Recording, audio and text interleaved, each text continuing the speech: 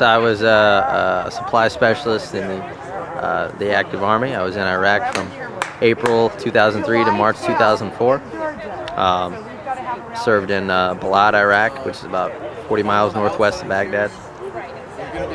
And you are now against the war? Yes, I am. I got out of the Army as a conscientious objector after I returned from Iraq. I received an honorable discharge, and I am now against the war. And how was that process? Well, the conscientious objector process you're referring to? It was very difficult. It took me over 7 months to go through all the interviews and to get letters from my family asserting that my beliefs had changed about the war and about my own humanity. And so it was quite difficult, and I was separated from my unit during the processing of that paperwork. But I was fortunate enough to receive an honorable discharge, which is actually very rare. Yeah. I was discharged from the Army as a CO in '73. Okay. And at the time, you didn't have to have traditional religious beliefs, but you had to have beliefs that were equivalent to that. Right. It's beliefs based on moral or religious conviction. Yeah. And I based mine on a moral conviction with a framework in religious ethics. Okay. And you feel as though any military service is immoral, or you felt as though what was happening in Iraq was immoral? Well, doesn't have to be either or either. At first, I believed it was just service in Iraq that was immoral. But as I began to explore my beliefs and getting further into my CO claim, I realized that I didn't believe that any war was just or justifiable, and that I could not be a part of that at all. And I would not recommend military service to anyone.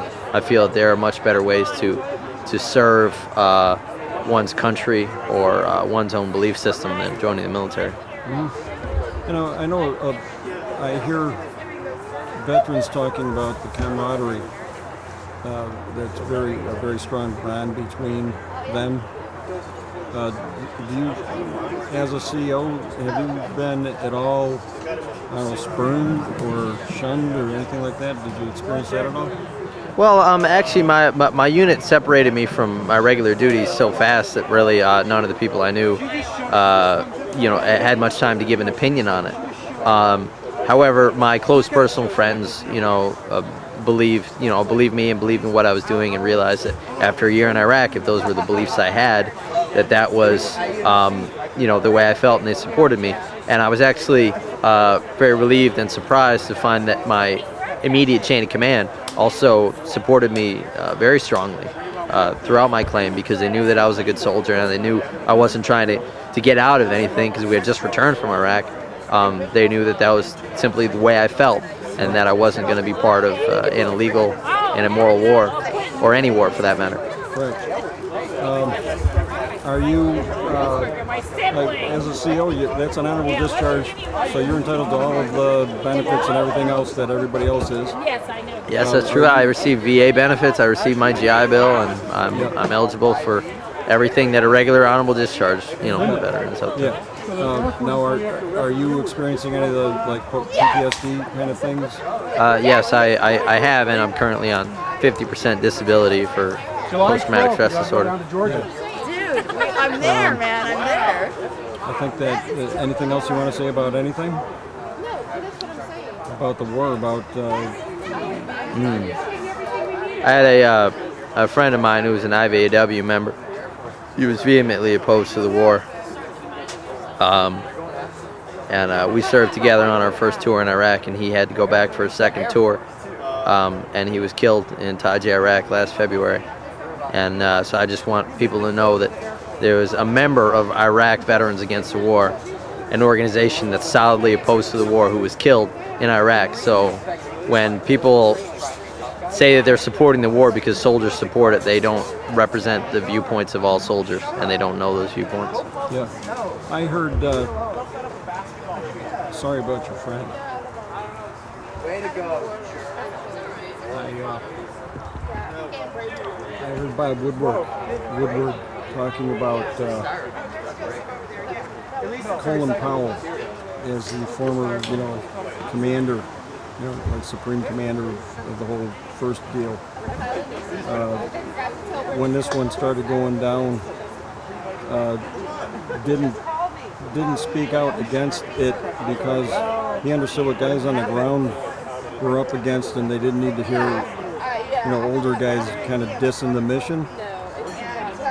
How would you feel about that? Well, I'd say that patriotism is the last refuge of a scoundrel, and the current administration constantly hides behind the idea that they are stronger patriots than other Americans, or they are somehow more brave or courageous to put the lives of young men and women at risk.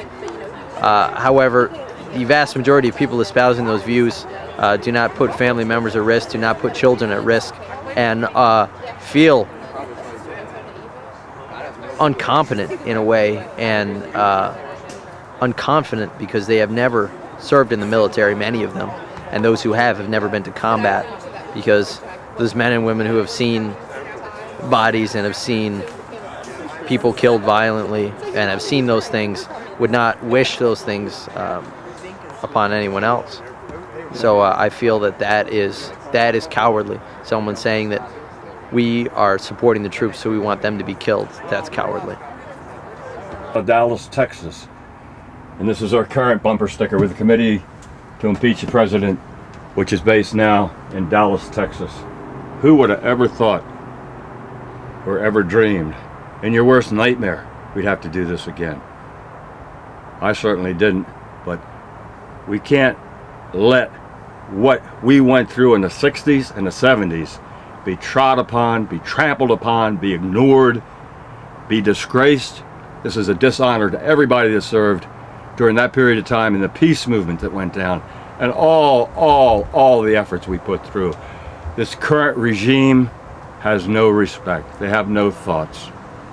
They don't care about this country. If they did, maybe they'd listen to what the voters said last fall. We voted in a peace Congress.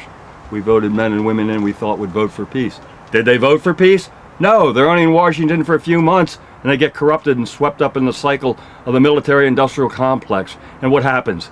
$120 billion voted to carry on this madness, this killing, until next September. No, that's why this bus is on the road. We're taking it up a notch.